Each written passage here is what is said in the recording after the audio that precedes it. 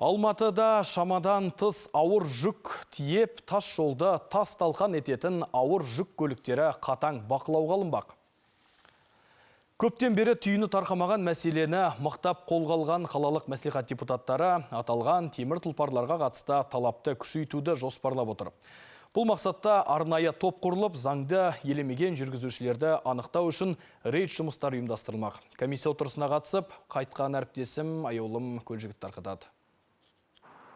Жолдағы артық жүктеме Алматыдағы қордаланған түйткілдердің бірі. Мәселені жүйелі түрде шешуді қолға алған мәслихат депутаттары көлік ағынының көп болуы кептеліс тудырып қана қоймай, тас жолдардың сапасына әсер етеді дейді. Солардың ішінде белгіленген нормадан асырып, тонналап жүк тиеп алатын ауыр жүк көліктерінің мәселесі өзекті болып тұр екен. Айтуларынша, олар талапты сақтамай, белгіленбеген көшелерді емін-еркін қатынай береді. Салдарынан жол жабыны мерзімінен бұрын тозып, тас талқаны шығады. Ал қаладағы асфальт бар болғаны 8 тоннаға дейінгі салмаққа төтеп береді, артығына шыдамайды. Сондықтан депутаттар алдағы уақытта арнайы топ құрып, заңды елемеген жүргізушілерді анықтау мақсатында рейдтік жұмыстар жүргізбек. Мы усиляем работу. Біз қала аумағының барлық бөлігінде жол полициясымен, көлікті бақылау инспекциясымен, сондай-ақ жол қозғалысы және жолаушылар көлігін ұйымдастыру басқармасымен бірлесе отырып, жұмысты күшейтіп жатырмыз. Алдағы уақытта рейдтік шаралар ұйымдастырылып, тәртіпті бұзған жүргізушілер мен заңды тұлғаларды анықтаймыз. Ережені елемегені үшін оларға әкімшілік айыппұлдар салынады. Жалпы бұл мәселе өте өзекті. Сондықтан оны кешенді түрде шешу қажет.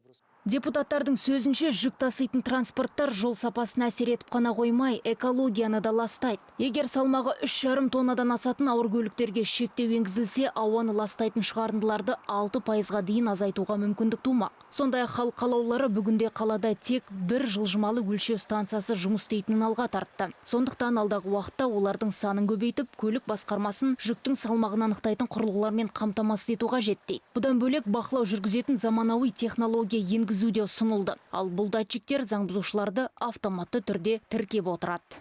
Астана қаласында білесіздер, көп құрылыс Алматыдан қарағанда әлдеқайда көп. Всемирный игры кочевников, соң кейін ЛРТ салынып жатыр. Маңызды қалаға, мемлекетке маңызды шаралар өткізіледі. Соған қарамастан ол жақта салмақ жағынан требования сақтайды. Весы, жаңа басқа автоматизированный системаларды алсақ, оңайырақ болады. Онда кіріп жүрген машиналар уже білетін болады, адам болса да, болмаса да. Бүгінде ауыр жүк көліктерінің қозғалысына шектеулер тек 3 магистральды енгізілген. Тиісті талап Әл-Фараби, Достық және Назарбаев даңғылдарында ғана қолданылады. Келешекте мұндай аймақтарды кеңейтіп, бақылау тиімділігін арттыру үшін ережеге өзгерістер енгізу қажет дейді депутаттар. Осы мақсатта комиссия мүшелері жаңа заңнаманың тетіктерін жетілдіре түсуді көздеп отыр. Аяулым Көлжігіт, Ернат Болатбек, Ялқынжан Әшімжанов, Алматы телеарнасы.